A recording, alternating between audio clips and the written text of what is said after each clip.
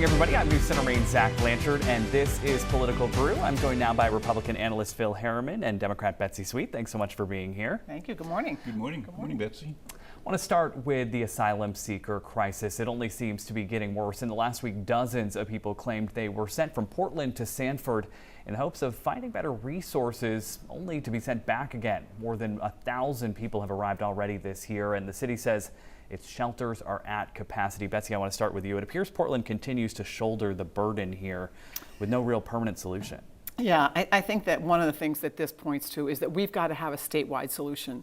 We cannot leave it to municipalities like Portland or Sanford or anybody else to try and deal with this on their own. I know in the legislature they're really trying to work on like general assistance and some of the other supports that happen, but I think we have to take this on as a statewide thing, and we cannot just say, oh, you're on your own. Phil? Well, it just seems to me that when Portland declared itself a sanctuary city, you're basically saying, come here, we want and we welcome you. And now they're saying we're at capacity. And so I think the question becomes broadly, what are we as America going to do about this onslaught of people crossing the border that we can't handle in a timely and proper fashion? Yeah, this week, Governor Mills addressed the latest concerns for the first time when asked by reporters about if there was anything more the state could do. Take a listen. And every state is seeing this problem, this influx of asylum seekers, but fundamentally, it is a national issue that has to be addressed by the Congress of the United States. They've got to get together. Phil, is the governor right to point to Congress here? Yes, absolutely. But also you should point to the administration. There are existing immigration laws that we're not able to properly enforce. And what's happening is coming across our border are people who aren't necessarily going to have our best interest in mind. They may be bringing drugs, diseases, who knows? And we should do better in terms of how we process people who immigrate here. In this case, though, we should say that largely the people that are coming to Maine, we're hearing, are people that are looking for jobs. Yes, and people who have come here legally, right? They are looking for asylum. They've gone through all the proper channels. And I think that number of people that you talk about, Phil, is really very small. I think we also have to not only look to Congress, but we have to look at the conditions in the countries that people are coming from and to see if there's any way or any ways in which we either contributed to the problem there or we could help so that people don't feel so desperate to walk thousands of miles with their child to swim across a river and hopefully get somewhere. You know, so I think we have to look at the really systemic and fundamental issues as well. All right. Shifting gears now, this week Governor Mills also announced a new proposal to increase the state's two-year budget by about $294 million. She's banking on the projected tax revenue surplus. The change package would provide more funds to address housing, homelessness, food insecurity, and other emergencies the state's facing right now. Betsy, Republicans have been calling for some tax relief here, but is this the right move by Governor Mills? I think it's a great move by Governor Mills. I think we have some serious crises. I mean, the one you just talked about, the asylums, but we just talked about, but I think homelessness, housing, and not just homelessness, housing for everybody, which is also addressed in this package, as well as some business incentives that are in there, as well as childcare and food insecurity. Those are things that must be addressed, and sending a little bit of money back to everybody over the broadly in terms of tax relief, I don't think is what is called for with this one-time money which is what she's looking at. So I think it's a good move, and hopefully will provide some relief. Phil? This becomes more and more frustrating to me because going back to my time in serving in the Maine Senate, working alongside Betsy, we were having the same conversation about these issues. And whether it's been the pandemic money that the governor had to spend, or now with these projected new revenues, it's time for us to put these priorities in place and solve these problems. All right, and you mentioned childcare. Childcare was a big topic at the State House this week.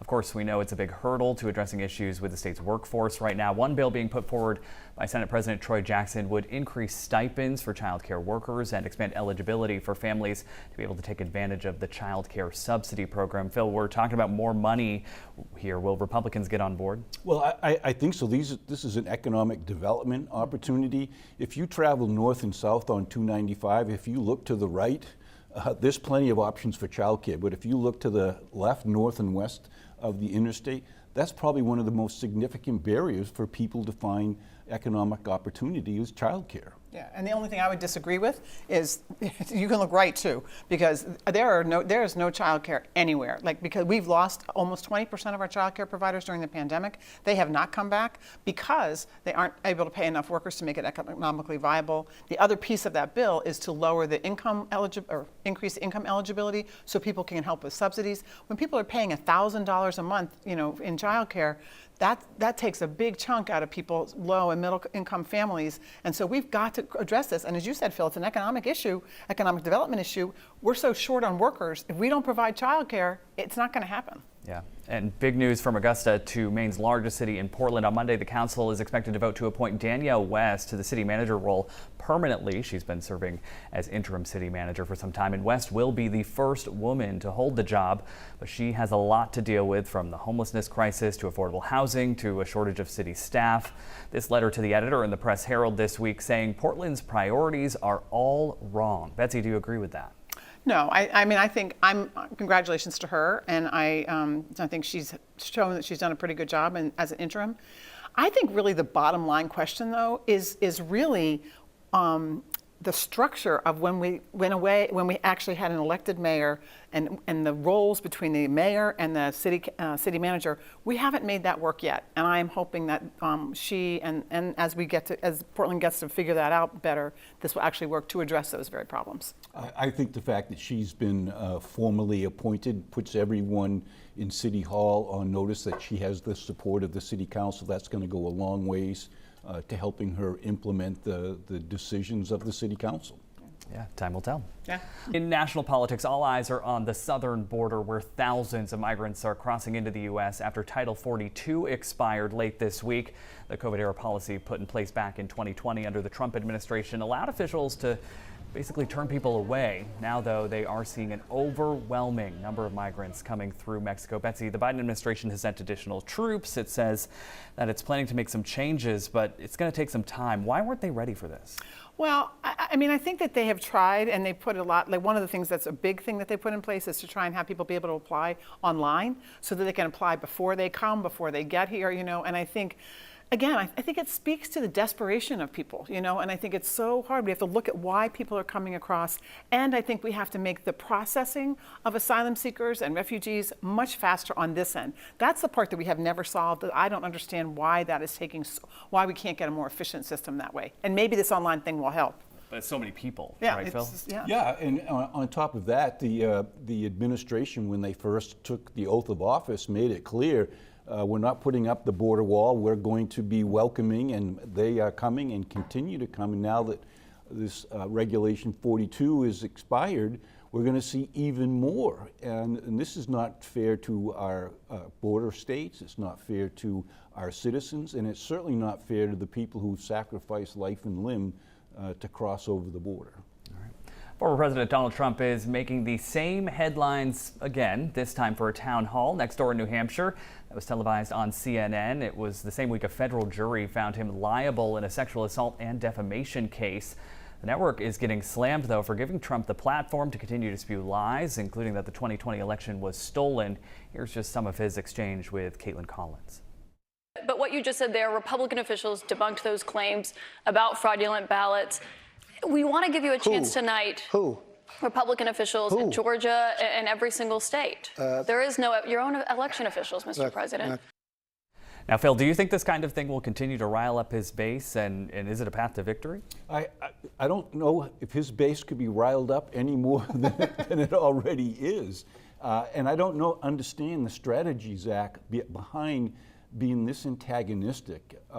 I don't think it gets him the votes that he's going to need to win over independents and disaffected Democrats. I don't understand the strategy. And Betsy, even New Hampshire Governor Chris Sununu, a Republican, had some harsh words for Trump, basically calling him a three-time loser after that town hall. What does this mean kind of for the Republican Party going forward? Well, I don't understand it. He has his base and he continues to keep his base juiced up. But as Sununu said, he's a three-time loser. That does nothing to help with everybody who's not his base, which is not enough for him to win an election. So how they do it, and I do think CNN has got to be called to task to say, why would you give this guy a half an hour, however long it was, of a campaign speech? That was what he was doing. And so But, from the Democratic perspective, knock yourself out. Go for it.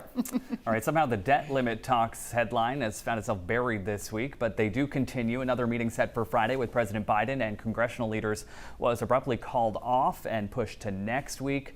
But the clock is ticking. Economists say failure to reach an agreement would send us into a recession. Betsy, is there any kind of excuse for how slowly these things are going, or is this par for the course? No. Well, I think people negotiate hard things at the last minute. That's just sort of how our politics works. But I think, and Phil has said this before on this show, the debt limit is about bills we've already incurred. It's not about, what we're about to incur. That's a whole different thing. That's the budget. That's coming up in September. So I think that, with the economists' dire warnings of what will happen if we default, I hope that they will I believe that they're going to come to some things. And I think to put forward, like the House has done, and maybe even what Biden has done, to put forward things that are already off the table, is probably the first posturing. And now, I think hopefully behind the scenes, they are going to figure out how to get to yes. This is a good example of the politicians putting their power and prestige ahead of we the people. And in my estimation, it's been 100 days since Speaker McCarthy and President Biden sat down and spoke about this. The House has passed the bill. They do have a branch of government to be heard and dealt with. And for this to happen with, 2 weeks left to go before we may be in default, I think the administration deserves as much criticism as the proposal that the Democrats have on the House.